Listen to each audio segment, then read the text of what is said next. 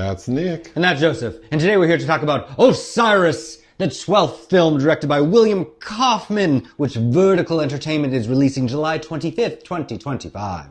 Do you know any of this director's other films? No, their previous, well, they had two features in 2023, but The Channel sounds interesting, also starring Max Martini. And he did, Mr. Kaufman, receive quite a bit of attention, I believe, for his 2010 film Sinners and Saints, which I have not seen. What is Osiris about? Elite Special Forces commandos are abruptly abducted mid-mission by a mysterious alien spacecraft. Awakening, disoriented, and weaponless, they team up with a mysterious woman. Soon, they're fighting for survival against a relentless extraterrestrial species trapped within the alien vessel's claustrophobic corridors. What is your pull quote? Except they aren't weaponless. It's a plot point. They wake up with weapons. That's true. Well, even the description's a little off. Oops.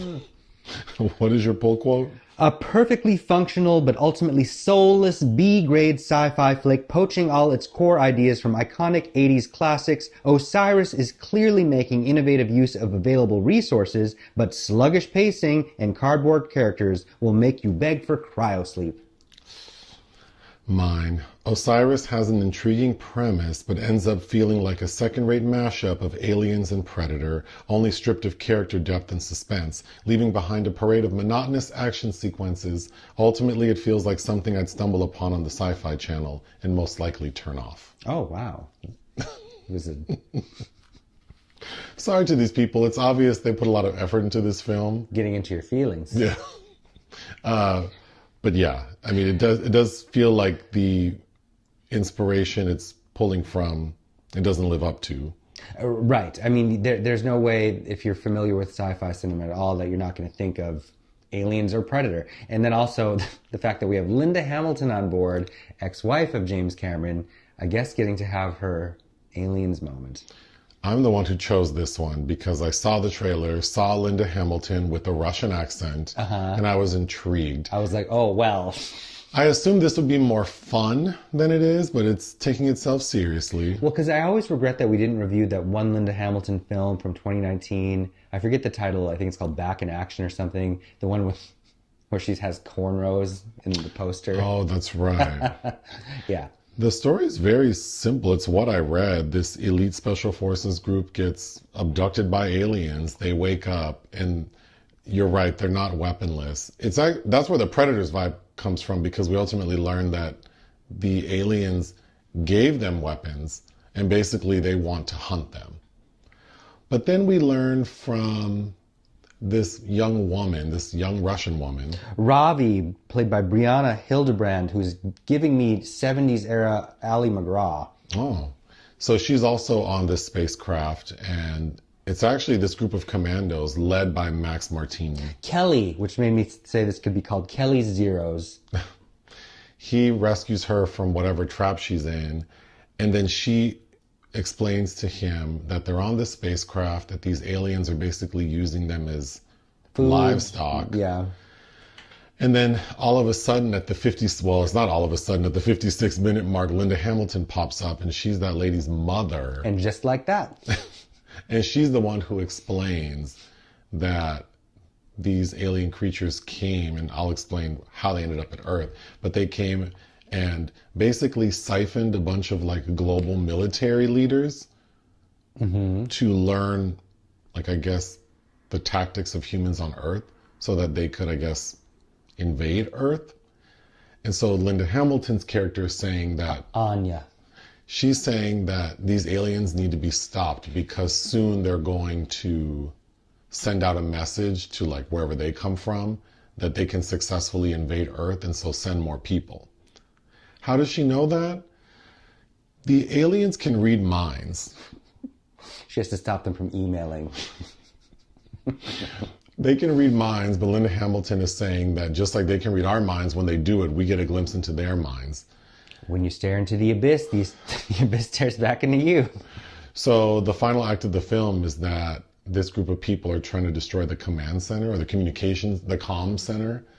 And they're successful, but ultimately most of the people get killed. And then the gag is that the final two standing, after they've killed all the aliens, and they think they're just on this spacecraft careening through the darkness, they see light, like sunlight, and so they decide to like walk towards it, and they exit the spacecraft, and we realize that they're on Earth. It looks like they're in Paris, and that Paris has been decimated. It made me think two things. It made me think, are you happy to be in Paris? Beyonce. And that image of the Tim Burton remake of Planet of the Apes flashed in my mind when we see that statue of Ape Lincoln. That's how I felt about the end of this. So I think it's intriguing. It just doesn't knock it out the park. I mean, I think it maybe gets to first base. It's missing too many essential elements to really work, because it opens and we were like, how long has this shooting been going on? Well, even before that, during the intro credits, we get like a trip through outer space, and we see that like in 1978 or 77, NASA did this, and in 79, and then in 2011, and it was all like rapid fire. Like log entries. Yeah, it was a little disorienting, and then we immediately cut to these special forces people fighting, and they're some like unclassified their location. But it seems like they're just in like some generic like Eastern European city. And it's nonstop shooting for like 7 minutes. Like a video game. And not that it's incorrect to drop us in the middle of high octane action, but you know, there's no character development, and it's dark, so we don't see a lot of these people, and it just goes on and on and on, but it's very monotonous. Right.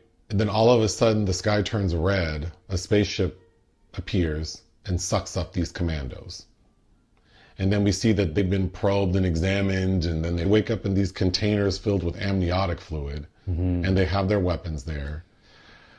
I do think that they found some cool locations to shoot in, but I think it's shot in Texas. But it feels like, I mean, there are a lot of shipping containers and... Yeah, I was like, are we at a port? Where yeah, are it looks we? like we're at the seaport. Why are these aliens taking all of these shipping containers? But like you said, there's no... I mean, we just do a hard start with all these people fighting, and then we really don't get to know anyone. It's clear that Max Martini's the leader, and then there's another character who's... You sort of likened him to the Bill Paxton character in Aliens? Hudson, yeah, because he's very game over, man. Nash, played by Linz Edwards, but boy is he grating and has some terrible dialogue that poor actor has to deliver. I know. I'm sure the actor would do a fine job with different material, but yeah, instead of coming across as sort of neurotic, he just is grating. Because what's that line he has about Jesus? I only believe in two things, Jesus Christ and Dolly Parton. Like, okay. And that's when we first meet him, like, okay. But then he says something else like, and it doesn't look like the Savior or the Queen are here. It's like, that's like John Carpenter's They Live, with, what's the line? Like, I'm here to kick ass and chew bubblegum, and I'm all out of bubblegum. Right. But Rowdy makes that line work. We also get a line towards the end from... Max Martini's character that's like, get away from her, you bitch. Okay, then we meet the Russian lady, the young woman. Ravi. And I found her kind of grating because she's only speaking Russian, and then Max Martini's character speaks Russian, so they're communicating, but everyone's talking to her in English and she's answering in Russian. So it's like, wait, does she understand English? And then all of a sudden she decides to speak in English. Like, okay. Then we learn that the aliens can read our minds. Yes, they capture one of their team members in the ducts, much like a scene right out of Aliens, or the scene where Jeanette Goldstein has to blow herself up. That scene is mimicked in this as well. But Reyes, played by Michael Irby from Mayans MC, and I know he's one of the Fast Five movies. Oh. So the aliens, they've used practical effects. It looks like men in costumes. And we both made the same reference to Galaxy Quest. It looks like Osiris. Yeah. But like if the actor in the Osiris suit was going to the craft table.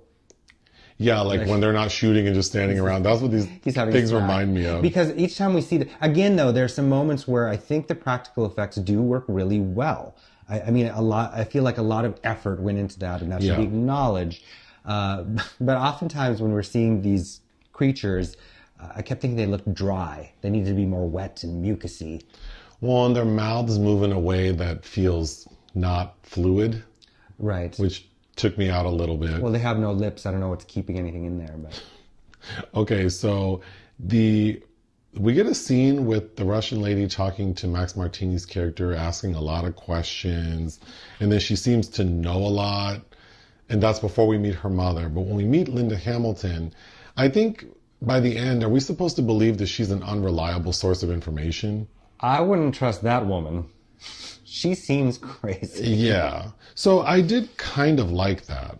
I did too, because she's trying to tell them that they've been there, her and her daughter have been there for 20 to 30 years. Time passes differently there.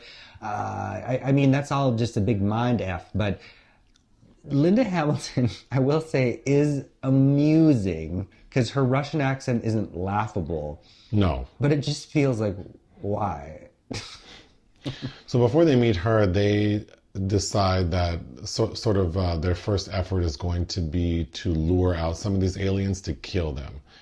Also, I kept thinking, do they just have an endless supply of ammunition? I asked that too. Like, when are they going to run out of the bullets? Because some of the weapons shoot like lasers. So then I'm thinking, okay, well, maybe that power source allows for like a seemingly endless supply. But then some of them are shooting what look like machine guns with bullets. Well, they get some of the aliens' weaponry, and those seem to run out of ammo as well at some point. But the aliens have these shields that pop up quite quickly, and some of them don't use them, and I don't know why. But they are impenetrable. So I'm like, I don't know if you should... They're just shooting straight at these shields. Just wasting bullets. Why would you do that? But the first time they go to attack the aliens, they need someone to play bait. And one of the characters decides... Is that Jax? Someone decides to volunteer, and then he starts singing California Love by Dr. Dre and Tupac. Mm-hmm. Acapella. I thought that was interesting. Interesting. He's had a lovely voice. And then he dies, and then his little white annoying friend does it again to pay homage. All of these shipping containers. Yeah. Kind of took me out. Mm-hmm. Okay, so then at one point they're trying to get away and they fall into like a corpse toilet. Speaking of California Love, city of Long Beach. Oh, shipping containers. So the title, Osiris. So this alien invasion occurred because we find out through Linda Hamilton that NASA sent like a space probe, I think in the 70s maybe. Maybe that's what the initial credits were, that in 1977 they sent out this space probe, and someone had the bright idea to put a map on it, thinking that maybe intelligent life form far, far away will find this space probe and then maybe come to visit us, like a friendly visit. Share recipes. And so they called that the stamp of Osiris once the invasion occurred, because basically we invited the enemy in. Because Osiris is the Egyptian god of the underworld. Yeah.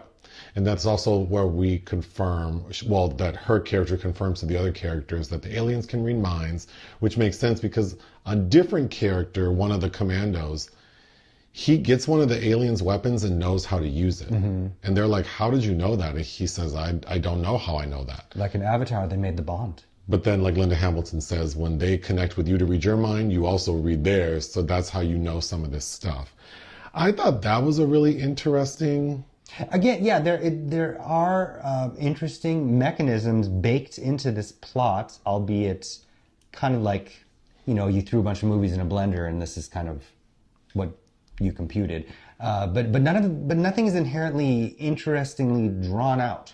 No, because towards the end we get a scene where this group, they like stumble into a space where there are all of these humans like jailed. Mm-hmm. And we can hear that they all speak different languages. Yes. So exemplifying that this group of aliens have captured people from all over the world. But then, again, I think that's the more interesting part of the story. Not all this, like, we're just going from one action sequence to the other. When they release those people and it's amidst gunfire with the aliens, those people all run out. It's like, where are you going? Yeah, where are you going to go? Because for all they know, you're going to run right into the gunfire. Hurtling into space. But, yeah, like we've said already, like multiple times, it's very clear a lot of effort went into this. There were moments where there was this cheapy film I liked as a kid. I think it was a Canadian production called Screamers that had made me hungry to rewatch. This also reminded me of that Neil Marshall film we reviewed, The Lair. Oh, yes. I remember that one, actually. The submarines or some people with guns go explore this bunker where there's this creature that's been experimented upon. Again, and I love Neil Marshall usually, but interesting ideas, but it just doesn't pop off the way it should. Clearly the people involved have a lot of technical skills and they were able to do a lot with what they had. Yes. I think this might have worked more as like, maybe inject a little more humor into it. Or humanity. Or that. I don't care. Some more charismatic characters, and charismatic doesn't mean having one guy who's just kind of like annoyingly shouting everything, but... I agree. But we didn't even talk about LaMonica Garrett. I liked his screen presence as well. Rhodie. The older gentleman? Martini's right-hand man. Oh, sure, yeah. Yeah, I thought he had but again, they don't really give him much to do. No. What would you give Osiris?